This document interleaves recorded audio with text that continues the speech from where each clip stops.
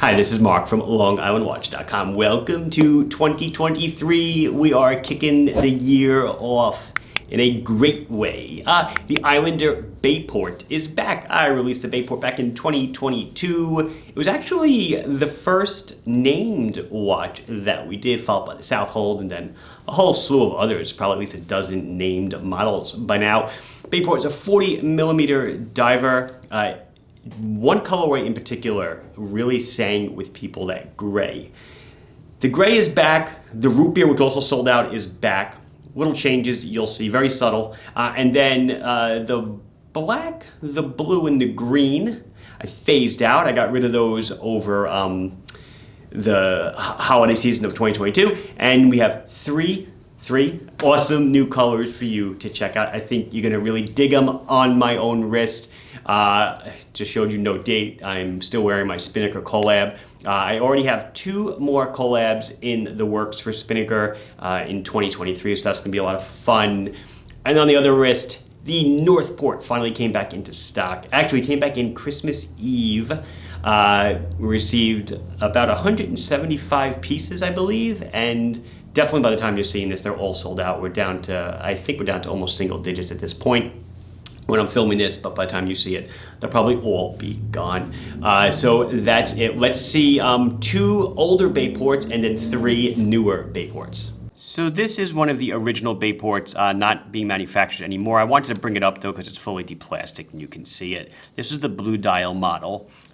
Beautiful H-link bracelet, 3-position clasp, everything. Just kind of easier to see it fully unwrapped. So you can get an idea of the flow of the watch. Like I said, 2 of them I'm bringing back, and the biggest change, or the only change on those 2, will be the addition of Islander under the logo. So let's start with the one that was the knockout hit. This is, I didn't change the part number. This is still ISL 121.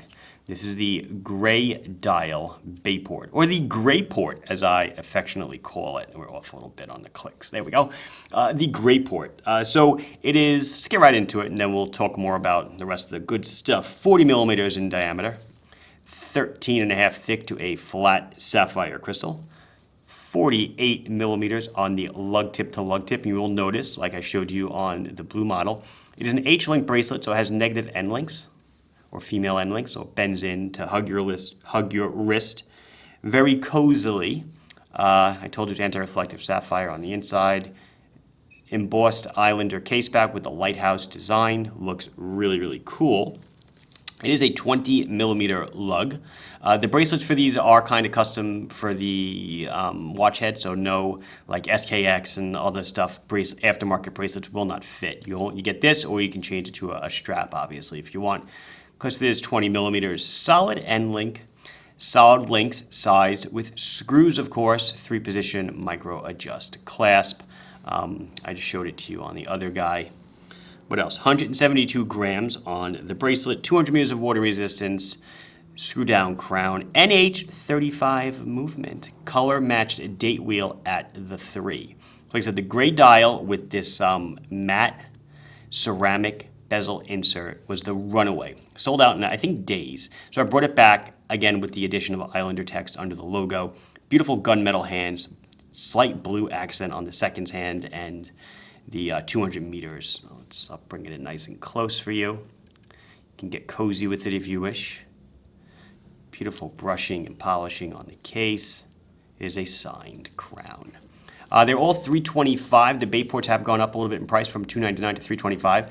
And that's going to be the theme this year, unfortunately. I would say almost every Islander is going to be going up just a little bit in price. I've kept the baseline pricing the same since 2019. I have not increased them. So you'll see a lot of your divers edging up a little bit. Not much. I'm just kind of, inflation, movement prices have gone up. You guys know the deal. So let's do this one, and then let's do the other one that's making a comeback. Don't call it a comeback. ISL 123. This is the root beer version. So we've got rose gold hands, nice applied markers, frame around the date. Again, color matched date wheel. Is the bezel? There we go. Bezels. Glossy root beer ceramic insert. I guess we should do the bezel, right? It's a nice 120 click Unidirectional ratcheting bezel. Same price, same bracelet. Case back looks terrific. Oh, this was it running? It is running. I pulled the crowns out on these so that I can kind of keep the time so we can see the new logo and stuff. Screw down crown for your 200 meters of water resistance. This is your ISL 123. On to the new colors. Say hello to Bumblebee. Haha, I went with a yellow and black motif, and I think this turned out amazing. So everything, you know, from like bezel dial down is the same. Same case, 40 millimeters, same thickness, same movement, same case back, same bracelet. We went with this beautiful yellow dial, okay? And then I had to go black on the hands because that just totally makes it pop, makes it legible, and then ditto on the ceramic insert.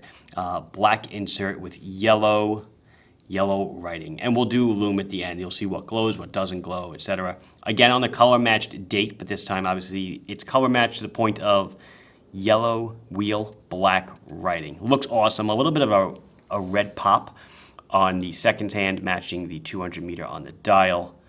You'll see the chapter ring or the rehaut is done in a layered effect. Look at those beautiful applied indices. It looks so nice. This guy turned out better than I thought, yes. In renderings, it had pop, it looked great. And then when I pulled it out of the box, or I got the samples on these I got probably about 4 months ago, samples were like, bam, totally in your face. Love it. This is going to be the shocking watch. I can imagine someone putting this on a yellow strap or something. Oh my goodness. Beautiful. So this is Say Hello to Bumblebee. These are all ISL like 172, 173, 174. I'm not sure what the number is. This might be 172. Then I wanted to do a white, but not just a white. I wanted to do, so you might call this polar. I don't like the name polar for certain reasons. It just gives you a different kind of image in your mind. I'm calling this ghost because of the insert as well. So this is a white dial, stark white, not silver. There is nothing on this dial that can be confused with white. It is a white dial. Black hands, red second hand, matching your red pop of 200 meters, and of course, a matched date wheel as well. And then a beautiful white, polished white ceramic bezel insert with black numbering, just to kind of complete that whole effect. And to me, this just, I don't know, it just kind of screams ghost to me. So I'm calling this the ghost. These are only two that I'm naming. Actually, this one, like I said, I kind of call it like the Bayport, because it just works. Ghost and Bumblebee. I'm digging this one.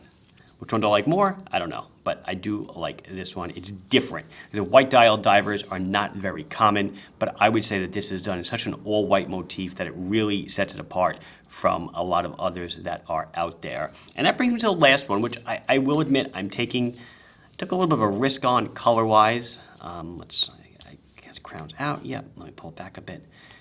I wanted to do another purple. Purple did so well in, oh, you probably saw it, I'll show in the wrist shot, but purple did so well in Spinnaker.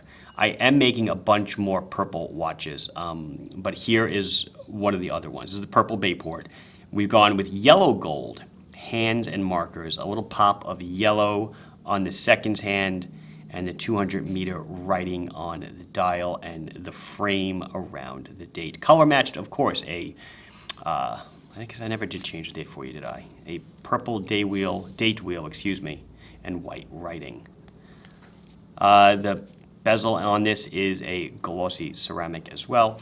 The only one that's got a brush bezel, I believe, is the Bayport. Everybody else is a little bit glossy.